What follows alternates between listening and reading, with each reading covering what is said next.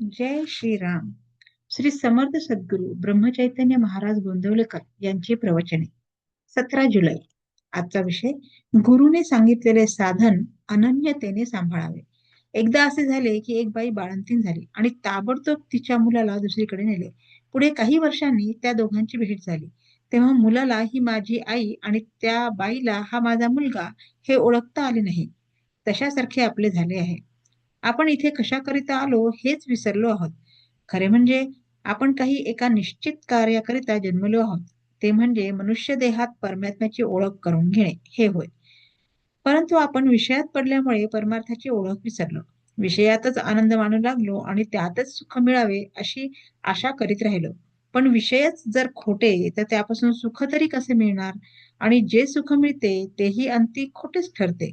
म्हणून विषयापासून आपण विरक्त व्हावे तेव्हाच भक्ती करता येते. जिथे विषय विरक्ती झाली तिथेच भक्तीला सुरुवात होते. गुरु तरी काय करतो? तर विषय हे खोटे आहेत, त्यात आपल्याला सुख मिळणार नाही हेच दाखवितो. म्हणून तो जे सांगेल तसे वागणे यातच आपले हित असते. गुरुने सांगितल्याशिवाय जे जे साधन कराल ते ते फक्त कष्टालाच कारण होईल. साधनाची कितीही आटाआटी केली आणि शरीराला कष्ट दिले तरी ते व्यर्थ जातील. कारण गुरु व्यतिरिक्त जी खटपट ती फारशी उपयोगाची नसते.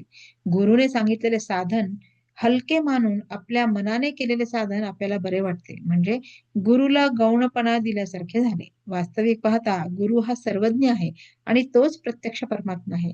ही भावना दृढ झाली पाहिजे. ती तशी झाली म्हणजे त्याच्या वचनावर विश्वास बसतो आणि गुरु सांगेल तेच साधन खरे वाटू लागते. गुरु तरी नाम हेच सत्य असे सांगतो आणि नामस्मरणाला आणखी दुसऱ्या काही साधनाची गरज लागत नसते हे पटवून देतो.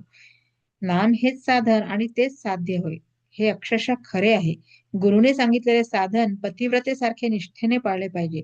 ती जशी आपल्या पतीशिवाय जगात दुसरा पुरुषच नाही असे मानते, त्याप्रमाणे आपण आपले साधन सांभाळले पाहिजे.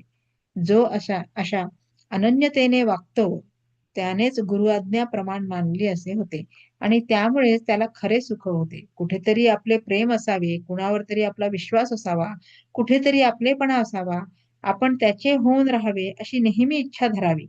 जितक्या अपेक्षेने आपण प्रपंचात सुख मिळवण्याची धडपड करतो, तितकी सर्व अपेक्षा जर भगवंताकडे लावली तर आपल्याला सुख खात्रीने मिळेल यात शंका नाही.